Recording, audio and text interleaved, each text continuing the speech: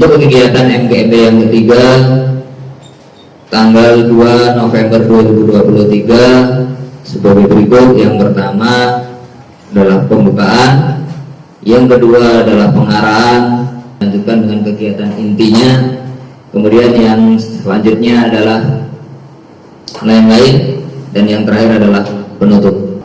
Mudah-mudahan pertemuan ini akan menambah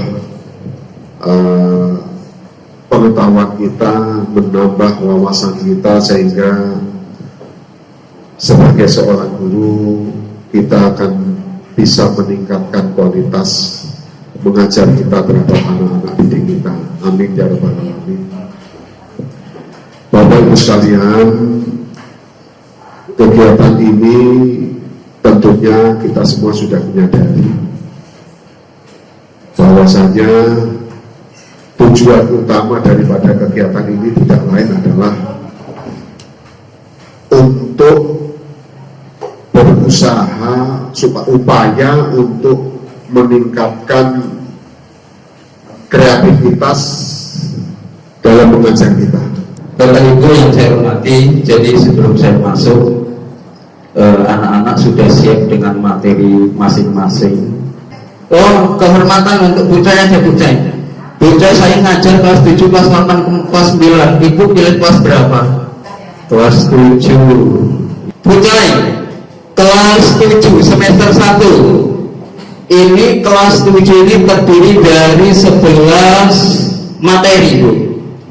Ada 71, strip 1, strip 2, strip 3, strip 4, 5, 6, 7, 8, 9, 10, 11. Ibu milih yang mana? 9. Nomor 9. 9 itu HR Muslim. Ibu milih strip 9. Jadi nanti anak-anak sudah memiliki catatan ini, Bu.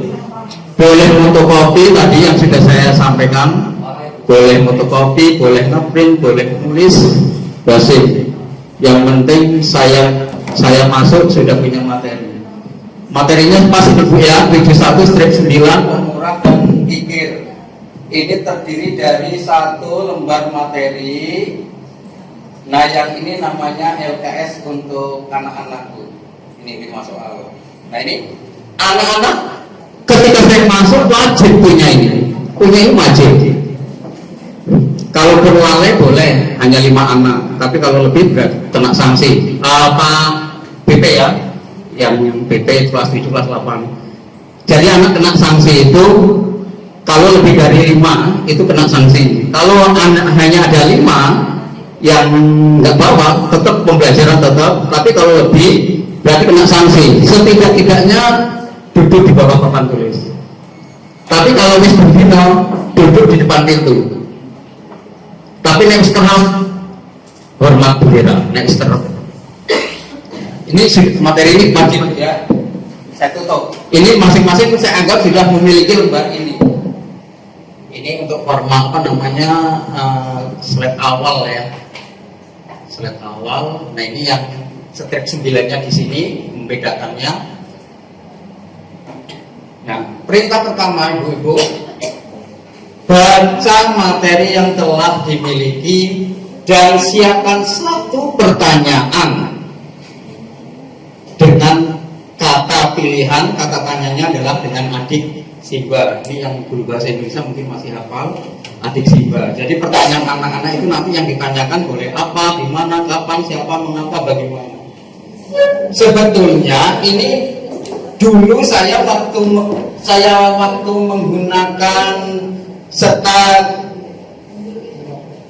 bunglon, ketika saya menggunakan setat bunglon yang tahun 2018 bukan begini, tapi di sini sudah bentuk pertanyaan, anak-anak tinggal jawab. Jadi pertanyaan muncul satu, angkat tangan yang jawab, muncul satu, angkat tangan jawab. Tapi seiring dengan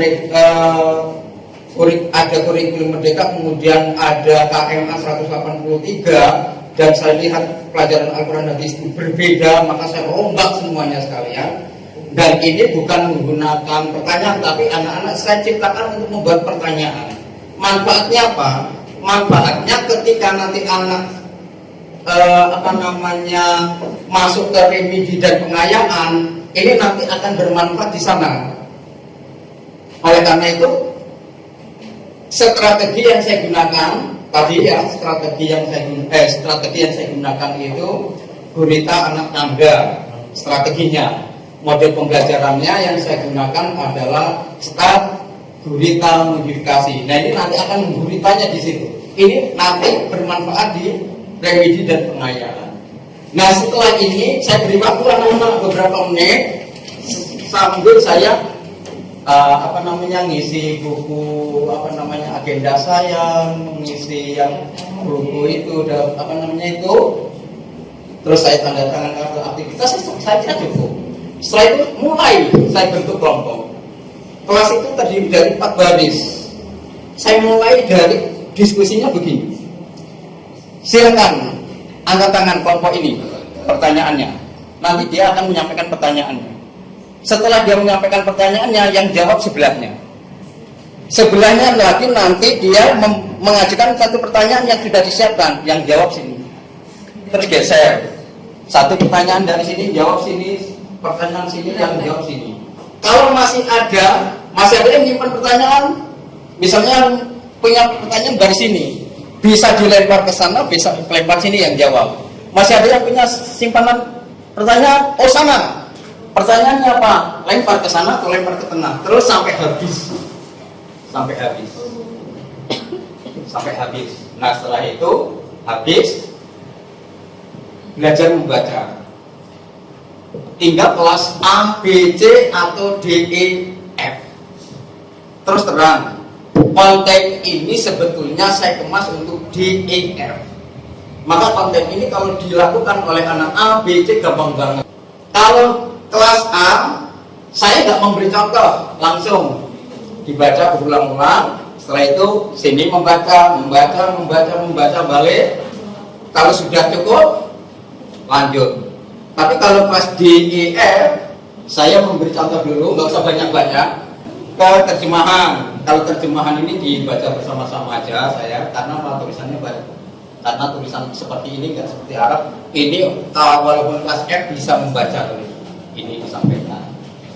Nah, setelah ini endingnya kita kan di kandungan. Nah, kandungan ini kita sampaikan cerita, nggak usah berat-berat lah ceritanya, apalagi kelas D, E, F, nggak usah berat-berat. Cerita ini, terus lanjutkan cerita ini, kemudian dilanjutkan dengan cerita ini. Sebetulnya Bapak Ibu, konten ini dan pembentukan ini saya buat untuk kelas D, E, F. Kelas D, E, F, bukan kelas A, B, C. Berarti kalau seperti ini dikerjakan oleh kelas A, B, C, dapat 100. Saya yakin.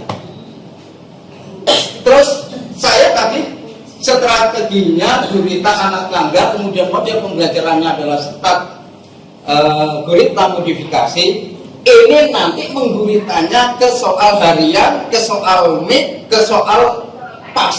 Mengguritanya ke situ nanti. Mengguritanya ke situ. Nah, ketika ini muncul, Bapak Ibu, anak-anak saya beri waktu, silakan dikerjakan. Satu, dikerjakan. Nanti terus anak ada yang komen, Pak selesai. Kalau selesai dikumpulkan, lembar kedua dikumpulkan semua. Setelah dikumpulkan baru nanti akan ada diskusi lagi. Sekarang diskusi kelas, kita menentukan kunci jawaban di LKS ini. Itu kan berarti pilihannya apa, Bu? Tidaklah sedekah itu mengurangi harta. Tidak mengurangi harta ya. D ya. Yang kedua, jawabannya mana? Nah, jawabannya ke A. Yang ketiga, bagian hadis seperti di bawah ini biasanya disebut. Kan gampang itu. Rawi, C. Mantul, keempat. Saya di seorang pelajar di sebuah MTS ternama di kota ini. Dia memiliki 3 sifat sesuai dengan hadis yang sedang dipelajari. 3 sifat itu seperti sebagai berikut, kecuali. Gampang kan gue? Kan nggak mungkin tersitu mau ikut di situ. C. Tiada maaf bagimu adalah kata-kata yang sering keluar dari kalangan anak muda yang sedang merasa tidak nyaman dengan perlakuan seseorang kepadanya.